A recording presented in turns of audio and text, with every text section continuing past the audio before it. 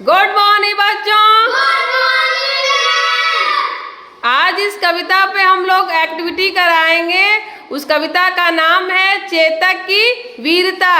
इस कविता को श्याम नारायण पांडे ने लिखा है। इस कविता में कवि जो है चेतक की वीरता, बहादुरी, पराक्रम को बता रहा है। सन 1576 में हल्दी घाटी का युद्ध हुआ था, जो मुगल बादशाह अकबर और महाराणा प्रताप के बीच में चला था। इस युद्ध में महाराणा प्रताप जो है बुरी तरह से घायल हो गए थे। तब चेतक जो है महाराणा प्रताप की जान बचाने के लिए 25 फीट गहरी खाई को पार करके महाराणा प्रताप के जान को बचाया था। लेकिन चेतक जो है इसमें बहुत बुरी तरह से घायल हो गया और वहीं पर उसकी मृत्यु हो गई। रणभूमि के पास भी आज भी चेतक का मंदिर बना हुआ है, जो चेतक की वीरता को हमें बताता है। तो इस कविता को हम लोग हाव भाव के साथ, लय के साथ अच्छे से करेंगे। रण बीच चौकड़ी भर भर कर चेतक बन गया निराला था। राणा प्रताप के घोड़े से पड़ गया हवा का पाला था। गिरता न कभी चेतक तन पर राणा प्रताप का कोड़ा था। वह दौड़ रहा हरि मस्तक पर या आसमान पर घोड़ा था।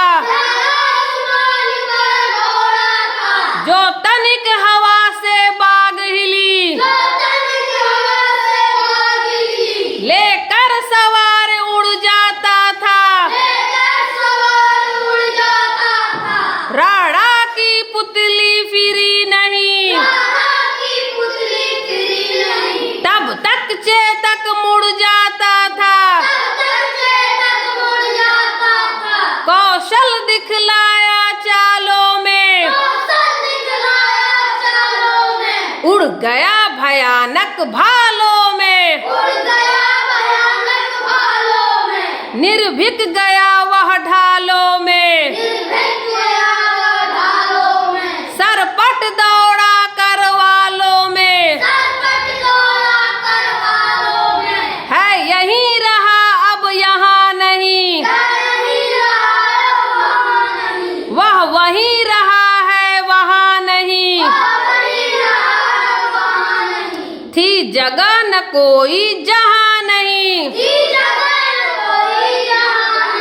किस अरे मस्तक पर कहाँ नहीं। बढ़ते नद से वह लहर गया,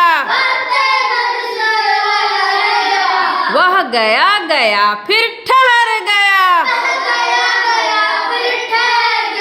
विकराल ब्रज में बादल सा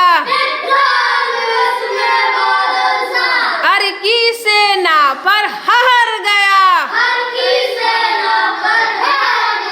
भाला गिर गया गिरा निशंग, है टापों से खन गया अंग। बैरी समाज रह गया दंग,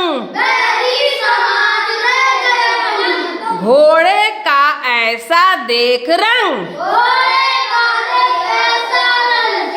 कवि जो है इस कविता में चेतक की वीरता को भूरी भूरी प्रशंसा कर रहा है कि चेतक इतना समझदार था कि राणा प्रताप मन में क्या सोचते थे, किधर मुड़ना है, उनकी मन की बात को समझकर वो चेतक जो है उस दिशा में मुड़ जाता था।